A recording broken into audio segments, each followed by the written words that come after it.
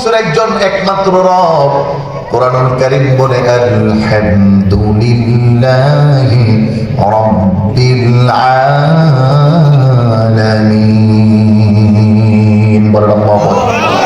কোরআন বলে রব্বুল আলামিন, সমস্ত আলম, পৃথিবীর মানুষ যত আবিষ্কার করেছে, যা জানেছে আর যা জানে নাই, যা অনুধাবন করে আর যা করে নাই, সমস্ত কুল কায়নাতের রব আল্লাহ রব্বুল আলামিনের গোলাম একজন মানুষের সবচেয়ে বড় পরিচয়।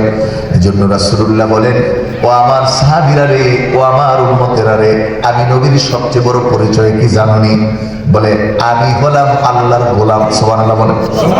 হাদিসের মধ্যে আসছে আল্লাহর হাবিব দাঁড়িয়ে নামাজ পড়ছেন, খারাপ লাগতেছে? বিশ্বনবী মুহাম্মদুর রাসূলুল্লাহ সাল্লাল্লাহু আলাইহি ওয়াসাল্লাম পা মোবারক ফুলে যাচ্ছে। সাহাবায়ে কেরাম প্রশ্ন করেন, ইয়া রাসূলুল্লাহ, ইয়া হাবিবাল্লাহ, আপনি কেন তো নামাজ পড়েন, এত বেশি আল্লাহর ইবাদত করেন? আল্লাহর হাবিব নামাজ সমাপ্ত হওয়ার পরে সাহাবীদেরকে বলে, ও আমার সাহাবীরা, এটা তোমার কেমন কথা বলো? আতাকুনা আবদান শাকুরা, আমি কি আমার রব, আমার আল্লাহ, তার গোলামে পরিণত হব না? আমার সবচেয়ে বড় পরিচয় হলো আমি আল্লাহর গোলাম। এজন্য একজন মুসলমানের সবচেয়ে বড় পরিচয় হলো মুসলমান গোলাম কার? আরেকটু আওয়াজ করে বলতে হবে, গোলাম কার? এজন্য গোলামি চলবে কার? রাজত্ব চলবে কার? হুকুম চলবে কার? আইন চলবে কার?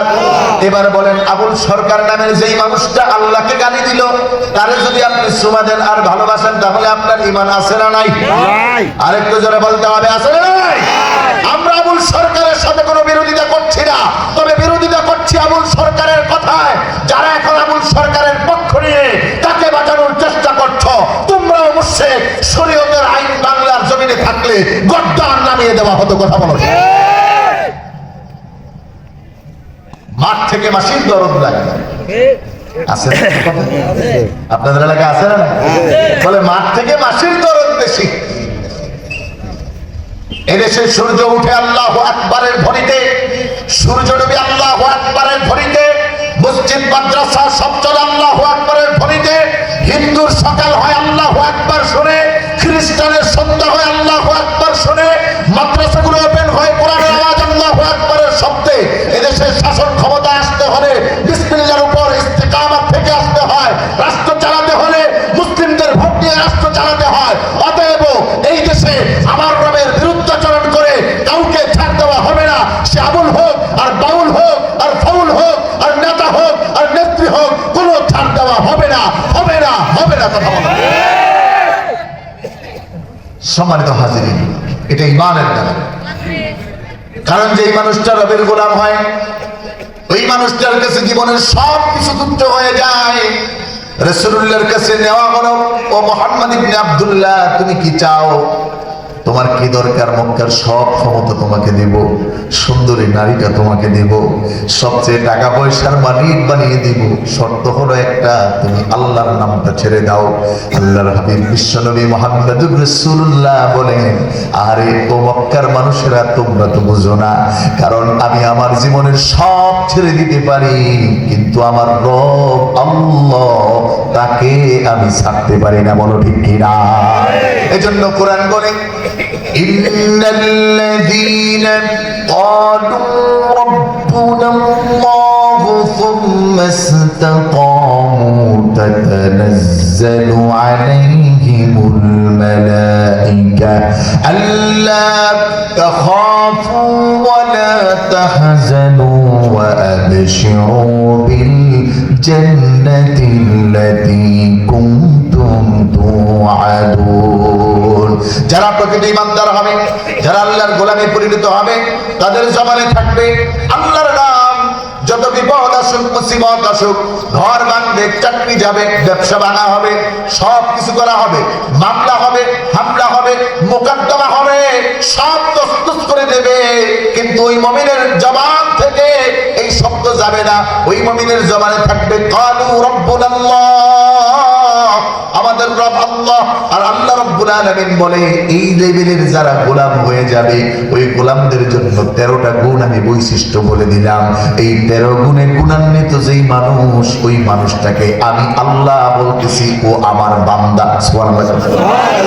আল্লাহ যদি বলে আপনি আল্লাহর বান্দা তাহলে খুশি না বেজার? খুশি। কারণ দেখেন এলাকার নেতার প্রিয় হওয়ার জন্য ছবি উড়িয়া মরা লাগায়, কথা বলেন, খালেদা জিয়ার ছবি, শেখ হাসিনার ছবি অথবা এরশাদ সাহেবের ছবি দিয়া একটা সাইনবোর্ড লাগায় দিছে। মানুষ দেখে দেখে যেন মনে করো আচ্ছা নেতার সাথে তার ভাব। আবার নেতায় যদি মাইক দিয়া বলে করিম আমার লিডার, করিম আমার লোক, করিম আমার সৈনিক, তাহলে পাওয়ার বাড়ে না কমে? আল্লাহ বলেন ও মুমিন আমি তোমাকে বলবো তুমি আমার গোলাম। আল্লাহু আকবার বলেন।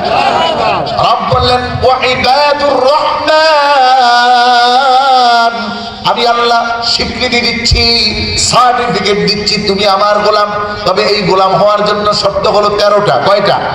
আরো জোরে বলতে হবে কয়টা?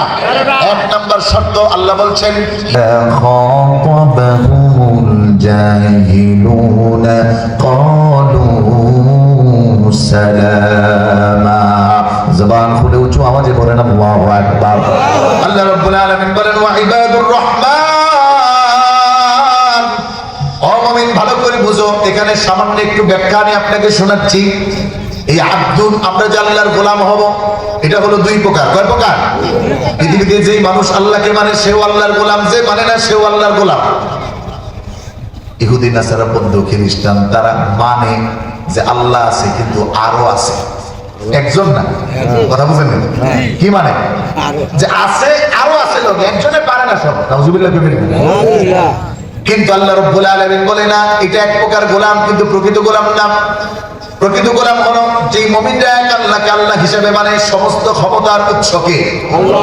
আরো জোরে বলতে হবে সমস্ত ক্ষমতার উৎস কে? ক্ষমতার উৎস জনগণ নাকি? আপনাদের কি মনে হয়? আল্লাহ। জনগণ। একদিন যদি পাতলা পায়খানা হয় তাহলে তো টয়লেটের সাথে দৌড়াইতে তোর ক্ষমতা। কথা কয় জোরে বলো। 2-3 বার গেলে